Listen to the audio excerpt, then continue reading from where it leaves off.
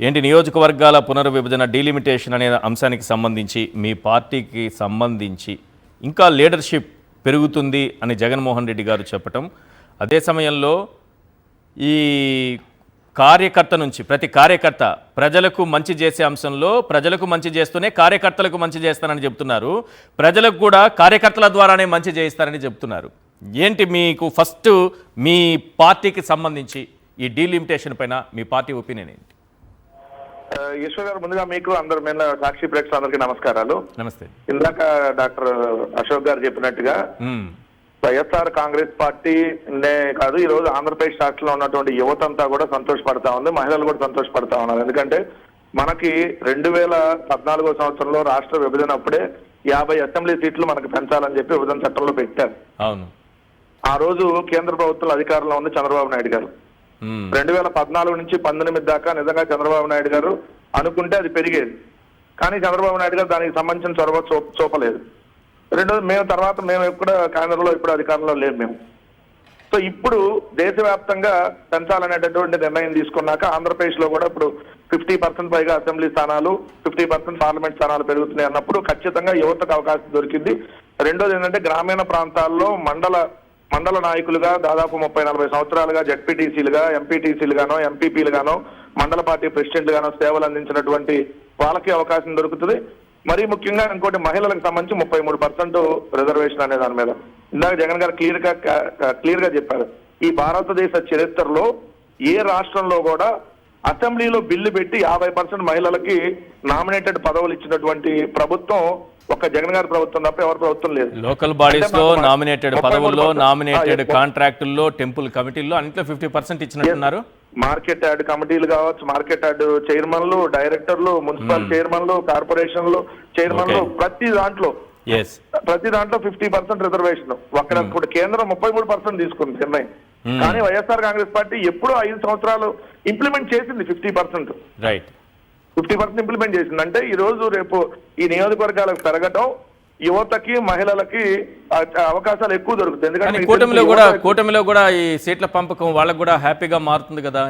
ఎక్కువ పార్టీలు, 3 పార్టీలు ఉన్నాయి ప్రస్తుతానికి. అంటే అనుకుందాం జస్ట్ 21 సీట్లు పోయినసారి ముష్టి వేశారు, ఇంకో 10-15 వేస్తా ఉంటారు. అందుకంటే ఏముంటది?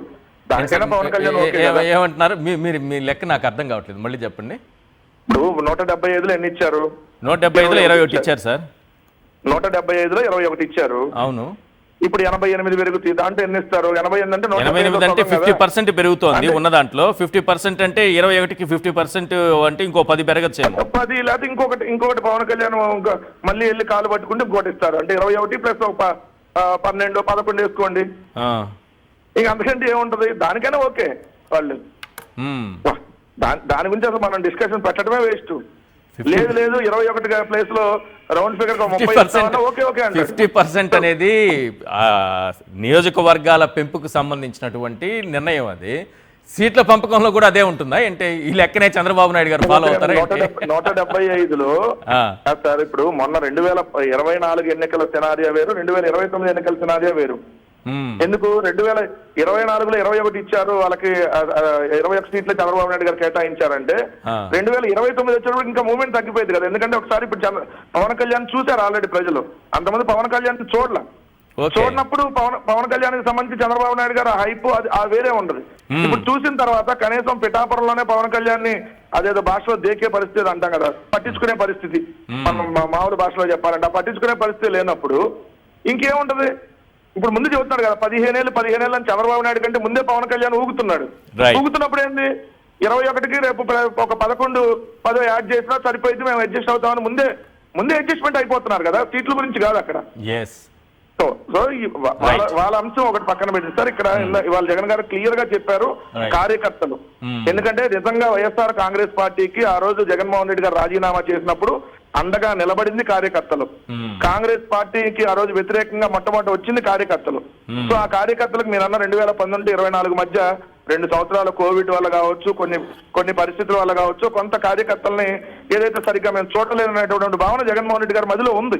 ఆయన ప్రతిసారి సందర్భంలో ఆయన చెప్తా ఉన్నాడు. అందుకనే రేపొద్దున 2029లో అధికారంలో రాగానే కార్యకర్త ద్వారానే ప్రజలకి మంచి జరిగేటటువంటి కార్యక్రమం జరుగుతుంది. ప్రజలకి మేము 2019-24 ఎలా మంచి చేశామో 29-34 కూడా అంతకు మించి మంచి చేస్తూ కార్యకర్తల ద్వారా మంచి జరిగేటటువంటి కార్యక్రమాన్ని చేస్తామని చెప్పి క్లియర్ గా చెప్పారు. జగన్ అన్న 2.0లో కార్యకర్త కింగ్ గా ఉంటాడు అనేది మాత్రం క్లియర్ కట్ గా అర్థమవుతా ఉంది. రైట్, థ్యాంక్ యూ వెంకటరెడ్డి గారు మీ విశ్లేషణ అందించినందుకు.